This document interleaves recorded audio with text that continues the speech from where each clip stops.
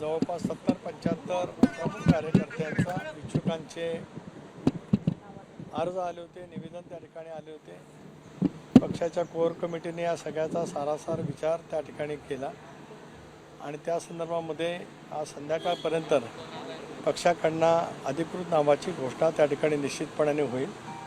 कारण आज मंत्रिमंडळाची पण बैठक आहे। मला स्वतःलाही अलिबागला दिशा कमिटीच्या बैठकीला जाऊन परत मुंबईला त्या ठिकाणी यायचं आहे। त्यामुळे या संदर्भातला पक्षाचा जो निर्णय आहे त्याची अधिकृत घोषणा संध्याकाळी निश्चितपणाने त्या ठिकाणी होईल। उद्या अर्ज राष्ट्रवादी काँग्रेस पक्षाच्याकडून एक त्या ठिकाणी भरला जाणार आहे। परंतु नाव जवळपास निश्चित झालं आहे का काय?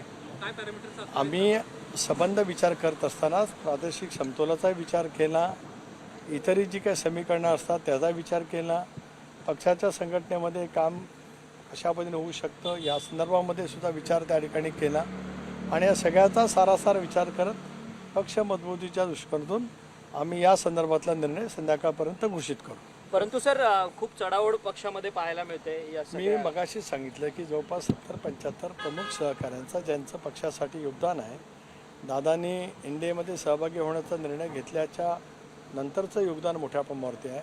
अगोदरपासून सुद्धा एकत्रित राष्ट्रवादी काँग्रेस पक्षामध्ये सुद्धा अनेकांनी सोबत त्या ठिकाणी काम केलेलं आहे। या संदर्भातला सारासार विचार गुणवत्तेवर प्रादेशिक नाराजी ज्या वेळेला 70-75 अर्ज होतात आणि एखाद्या नावाचीच होणार आहे घोषणा म्हणजे 74 लोकांना उमेदवारी मिळू शकणार नाही हे नक्कीच आहे। त्यामुळे हे सगळीकडेच आहे, ते काय एका राष्ट्रवादी काँग्रेस पक्षाकडे आहे अशातला काय भाग नाही। हे वेगवेगळ्या राजकीय पक्षामध्ये ज्यावेळेला इच्छुकांची संख्या वाढत राहते त्याला स्वाभाविकपणाने एकच जागा आमच्या वाट्याला येणार आहे आमच्या संख्याबळानुसार। आज आमचं संख्याबळ 39 आहे। महिन्यांचा निकाल 4 तारखेला लागेल त्यावेळेला आम्ही पुन्हा त्याच्यावरती पोचणार आहोत। अशा वेळेला या सगळ्या बाबी त्या ठिकाणी आहेतच। म्हणून पक्षामधला एकोपा एकसंघपणा नाराजी कमीत कमी कशी राहील या संदर्भातला सुद्धा साराचा विचार कोर कमिटीमध्ये जे पक्षाचे प्रमुख नेते आहेत त्यांनी त्या ठिकाणी केलेला आहे। धन्यवाद।